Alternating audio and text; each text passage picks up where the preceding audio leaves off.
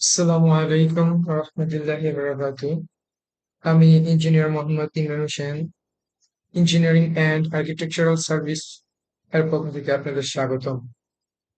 আজ আমি আলোচনা করব অটোক্যাডের ইন্টারফেস সম্পর্কে। আপনারা যারা নতুন অটোক্যাড শিখতেছেন তার জন্য এই ভিডিওটি অনেক গুরুত্বপূর্ণ। প্রথমেই আমরা অটোক্যাডটি ডাউনলোড করে নিব। আমার কাছে 2007 অটোক্যাডটা ডাউনলোড করা আছে, তাই আমি ডাউনলোড করছি না। আপনারা অটোক্যাডটি ডাউনলোড করে অটোক্যাডের ভিতরে ঢুকবেন।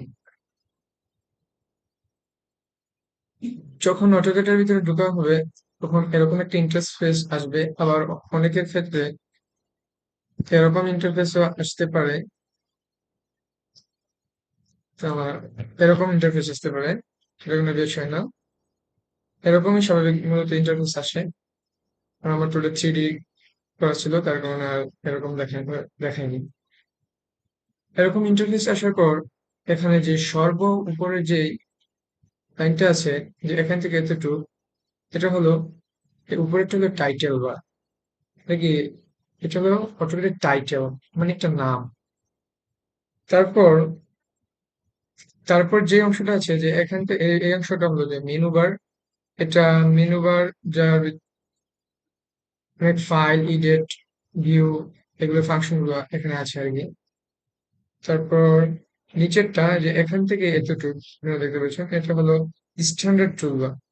এটা কিভাবে বোঝা যায় যে এটা যে স্ট্যান্ডার্ড টুলবার? আমি যদি এটা এখান থেকে এখানে মুভ করে নিয়ে আসি, তাহলে দেখতে পাবো এটা হলো স্ট্যান্ডার্ড টুলবার। তারপর এটা আমরা আগের জায়গায় রেখে দিই। সরি, এটা আগের জায়গায় যায়নি। আমরা এটাকে এখান থেকে মুভ করে এখানে নিয়ে আসি। তারপর এটা এখান থেকে এখানে দিয়ে দেবো, তাহলে হয়ে গেছে। হ্যাঁ, এটা আমার আগে থেকে চলে গেছে। তারপর যেটা আছে, যে আমার এই প্রত্যেকটা অংশ, এই যে এখান থেকে এতটুকু একটা অংশ, তাহলে আমার এখান থেকে এতটুকু হলো এটা স্টাইল বার। এটা আমার স্টাইল বার। এটা আমি কিভাবে বুঝবো? এই যে এটা আমরা যদি এখান থেকে মুভ করে নিয়েছি, এটা হলো স্টাইল বার।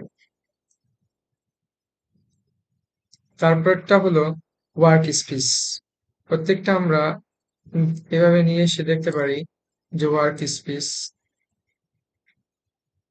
এটা হলো ওয়ার্ক স্পেস। সরি, এটা এই জায়গায় যায়নি।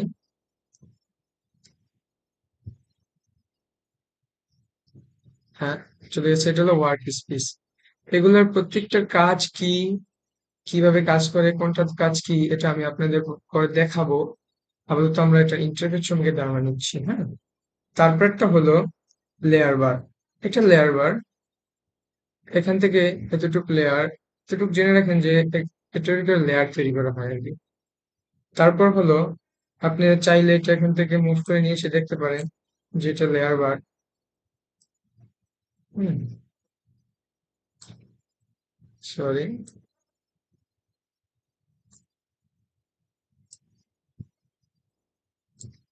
এটা লেয়ার বার। তারপরে যেটা আছে এটা ড্র টুলবার। লেয়ার বার। তারপরে যেটা আছে আমার, ওটা হলো প্রপার্টিস টুলবার। এই যে এখান থেকে এতটুকু হলো আমার প্রপার্টিস টুলবার। তারপরে আমার যে এটা আছে, এটা হলো ডাইমেনশন টুলবার। এটা বিভিন্ন দিক নির্দেশনা দেওয়া হয়, যে মাপ যোগ করা হয়।